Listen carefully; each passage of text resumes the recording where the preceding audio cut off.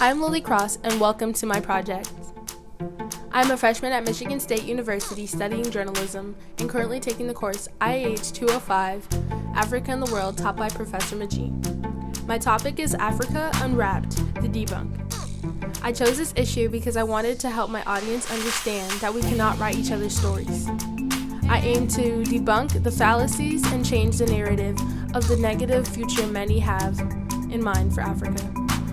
Indeed, it is positive, and there is a lot more to come. Here we are in 2020, still fighting for true equality and genuine understanding of each other's circumstances. Yet we still fight for one common element: perspective. But still, Africa, in the slightest content, is distorted as an underrated continent that lacks. Lack. It's a strong word that exaggerates and cancels out all common sense because it opposes the true reality that Africa faces. And that brings up why I'm here, to address that it is so common for people to think less of Africa, but rather that Africa's future is still en route. And now more than ever, we should understand that this news as well should be shared in a positive light, apart from all the other depreciating reports that have to focus on Africa in its most negative frame.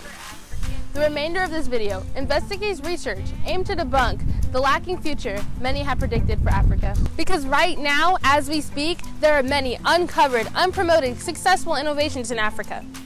Let's venture together and see what Africa Unwrapped looks like, and debunk the prescribed notions that many believe in failed and misinformed settings. There are 5 misleading portraits that I would like to specifically announce for Africa in general, starting with the involvement of women, the presence of the arts, the advancements in technology, the productivity of the youth, and the quality of education. In case you were wondering, does Africa even have a plan for these 5 different areas? Of course they do. It's called African Union's Agenda for 2063. Some of the goals they have listed on there are socioeconomic transformation, ending poverty, ensuring good health, full productive employment, and less inequality. You wouldn't be surprised that many overlook the topic of empowering women when discussing the future of a continent. However, it is still easy for many to believe that patriarchy is overruling women, leaving them at home to take care of children and give birth, while there are $12.5 trillion being lost towards the 2025 GDP because they are exempt from the labor force. Some upsides to this common belief are as follows. The World Bank reported that Sub-Saharan Africa had the most reforms promoting gender equality of any region. As time has passed by recently, there are African governments out there working hard to reform laws that disadvantage women, now allowing them to register businesses, open bank accounts, sign contracts, get jobs, and choose where to live the same way that men can. Training programs are also being offered to teach young ladies life skills. One example being the Empowerment and Livelihood for Adolescents held in Uganda. The future of Africa isn't just dependent on men, and it isn't just dependent on women either. It's the combination of the both of them that will help them reach their 2063 plan and prove that it isn't just a one-gender job. Now moving to my second point about art and the fallacies in Africa surrounding it. The first sentence of ArtNet.News' article struck me. It states, ask a question about the African art market, and many experts will be quick to tell you that there is no such thing. While such a bold statement certainly disappointed me, it didn't surprise me either. There are 54 countries and 1.2 billion people in Africa, but some people don't seem to understand the magnitude. There are so many countless, well-known aesthetics that we've all come across at some point. The African presence in the arts has certainly been relevant. From Europe to North America, there are several popular museums asking Native African artists to showcase their work. On top of that, they're staying authentically true to their roots and using rich resources in Africa to create their masterpieces. Some artists are earning from $10,000 up to $300,000 on just one piece. While conducting my research on technology in Africa, I decided to give my old friend and high school classmate Francis Olajide a call. I wanted to ask him any common misconceptions he's received as a second-generation Nigerian. He proceeded to forward me these photos you are now viewing, to exclaiming to me that many people address Africa as a rural place with animals roaming freely and casually and nothing modern about it. When indeed it is a modern, functioning society. Granted, it's different everywhere, but there's more to it than meets the eye. Now heading into our next Let's Debunk This, I'm using Africa.com to find out some of the common misconceptions specifically targeted towards technology in Africa. For starters, I didn't know they have internet in Africa, or I didn't know Africans use computers. Oh wow, they have social media?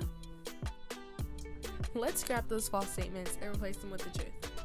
Africa utilizes almost everything the rest of the world does. They may be a bit behind, but technology is definitely on the run. For some clarity, let me give you some numbers. Over 67% of their population on the African continent has mobile phones. 27% have a device that can access the internet, and another 27% have many computers at their fingertips. I came across a few charts to visualize physically and numerically how Africa is shaping up beside the rest of the world as of 2019.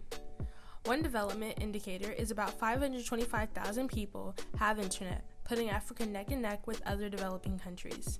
As for the rest of the comparisons, use the dark blue, which represents Africa, and the light blue, representing developing countries, to get an idea of how Africa is doing.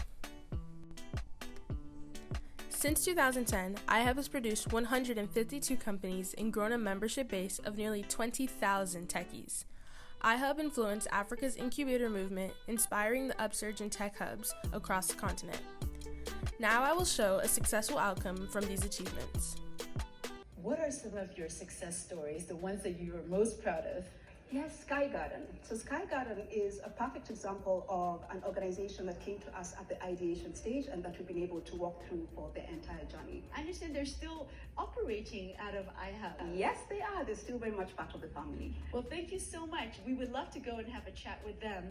Let's now take a look at Sky Garden and what they do here out of iHub.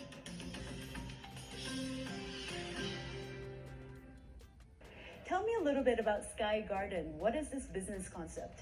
So Sky Garden is an e-commerce technology, and we provide a software as a service to sellers anywhere from the bottom of the pyramid to the big brands. So what brought you to iHub, and how is iHub helping your business to grow? So we engage with iHub on a consultancy basis, and we worked with about 4 of the developers, and they're the ones that really built what we have today. When you first started the company, how were you getting these awesome products to your customers? So I had a Facebook page and an Instagram account, and I would just put my products on there and put a number, and people would call. I would call a rider and have them deliver. And how has Sky Garden helped your business to grow? So on days when we have high traffic, if the orders are too many, then it will be too hard for me to organize the logistics. At some point, I had to limit deliveries to like only twice a week because to bulk the orders so that the customers can get them at a fair price.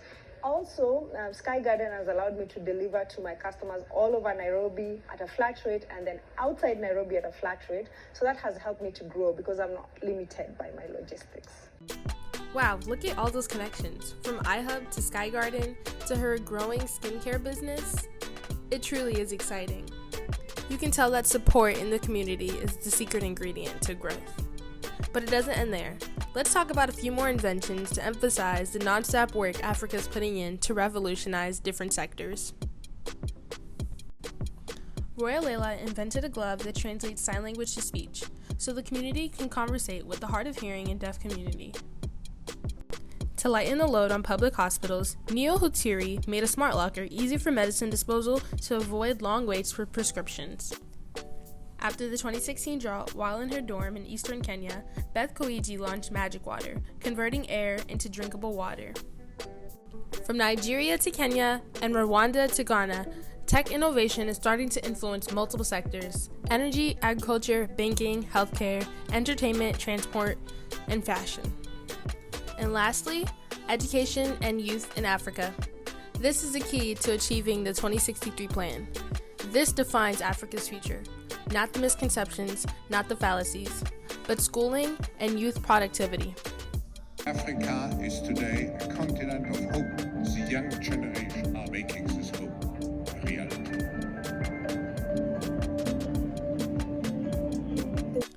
For my last Let's Debunk This, I credit Brookings.edu, giving me these two myths. The first one, skills training is a solution to Africa's youth unemployment situation. The second one, entrepreneurship is a solution for the youth unemployment challenge. It shows that education and youth productivity definitely go a long way. There's a lot more to uncover about it. The fact that Africa's youth can very well be an instrument of development shows that there needs to be balance between educating the youth before pushing them into training programs to learn skills that may not help them. To further denote this idea, if as much money went to improving schooling instead of programs, students would be ready for more than innovating in entrepreneurship, but careers that will stick and ensure longevity. It is not to say that Africa's education is not doing well, but to say that budgeting is hard. And it's hard to only put money towards education when training has become popular. But it proves in the long run that education prepares students for a future instead of the possibility of a short-term career in entrepreneurship or otherwise. On the bright side, UNESCO, the organization, is teaming up with policymakers to bridge the gender gap in education to help avoid income inequality later on. Right now, between the ages of 15 to 35, there are 364 million young Africans. And on top of that, currently in primary school, the enrollment rate is above 80% average. Their efforts for education now will lead to post-independence with no turning back. Does Africa need the West's help? Does the white savior complex still remain necessary? I say no. They need the support of the West. They need ideas to help better their education, to help function with the youth bulge, to help promote their African art, not just a lended hand. This project was really eye-opening. It showed me that Africans put so much effort into changing their narrative while actually doing things better for themselves, but now it's the world's job to meet them halfway and start paying attention, and for real this time. Completing this project was a pleasure. Incorporating videos of interest was a bit difficult in order to not overtake the theme of my product. Audio got a bit complex, and downloading such a large file was a bit nerve-wracking. Let's stop writing each other's stories and instead be motivating agents in each other's stories. And to conclude, this is Lily Cross with Africa Unwrapped, the Debunk.